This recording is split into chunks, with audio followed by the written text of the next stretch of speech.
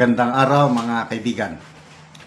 Bigyan natin ng opinion reaction itong article sa ABS-CBN. Good news po ito para sa mga nagmamahal kay Senator Dante Marcoleta. Banggit niya na noon na ang kanyang pangarap maging chairman ng Blue Ribbon Committee. Ngayon, lumiliwanag na. Nagsalita na ang mga senador nga most likely ang maging chairman ng Blue Ribbon Committee si Senator Marcoleta. Ito, sa ABS-CBN News. Estrada, Escudero has votes to keep Senate presidency, Marcoleta to get Blue Ribbon.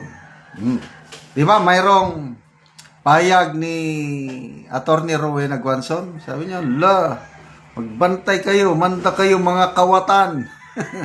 Pag nakuha ni Senator Marcoleta ang Blue Ribbon Committee, humanda na kayo. Ito na, kakatotoo na. Kaya sabasahin ko lang ha. Senate President Pro Tempore Jingo Estrada on Monday said Senate President Francis Escudero has more than enough votes to keep the Senate presidency in the 20th Congress. Sabi niya, we have enough numbers, more than 13 I suppose. And I think Senate President Chis Escudero is already secured of having his next term as Senate President. Probably we can call it super majority. So, aminado si Senator Juan Miguel Zubiri na ganun na nga. Totoo. Senator Juan Miguel Zubiri said that Escudero may already have the numbers to retain the Senate presidency for now, but it was not yet a done deal. Sabi niya, so we're not saying it's a done deal, although signature-wise, I think it is. Marami nang pumirma noon sa resolution. I think may over 13 na sila. But anything can still happen between now until July 28. So ano nga ngayon? July 8 na ngayon, ano? So 20 days to go.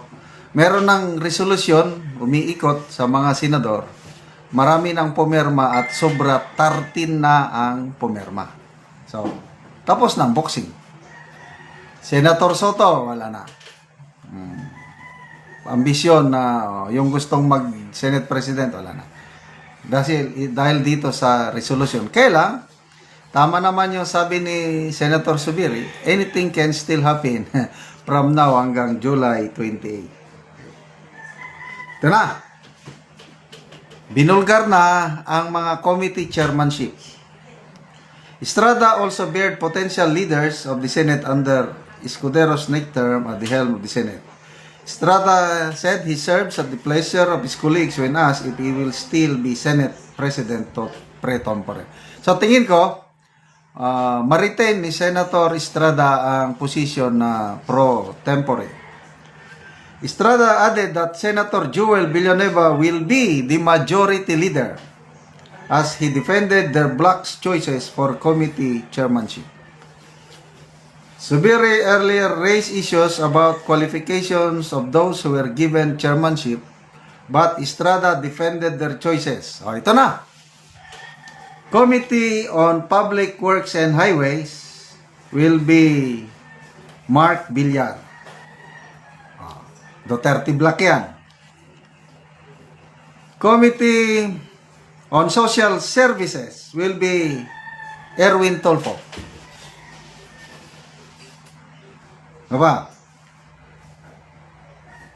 Committee on Education is Senator Bam Aquino. And Committee on Agriculture is Kiko Pangilinan. So, wala na. Confirm na. Nasa majority block na si Bam and Kiko. Si Senator Risa Hontiveros, kawawa. Mag-isa na lang siya. Okay, ano pa?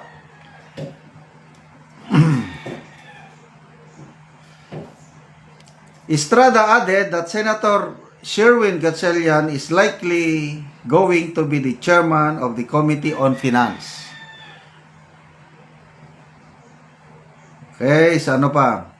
Ito na, Estrada also revealed newly elected Senator Rodante Marcoleta may get the powerful Blue Ribbon Committee, formerly the Accountability of Public Officers and Investigations. Ang isang narinig ko na gusto rin niya ng Blue Ribbon Committee ay si Senator Alan Peter Cayetano.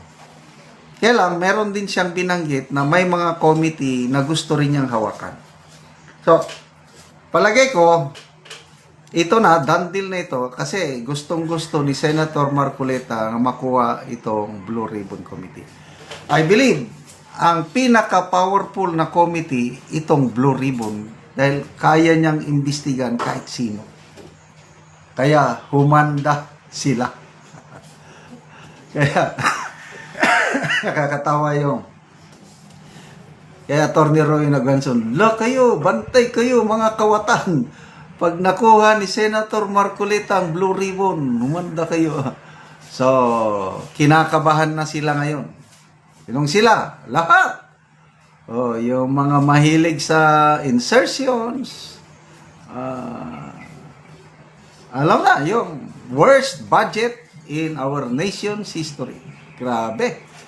Na salamat na naman, better late than never, ang biggest business groups sa bansa, ang Philippine Chamber of Commerce and Industry, nagsalita na yung 2025 national budget ay source of corruption. Pati kami, sabi ng presidente, nakikita namin yung mga insertions na ginagawa.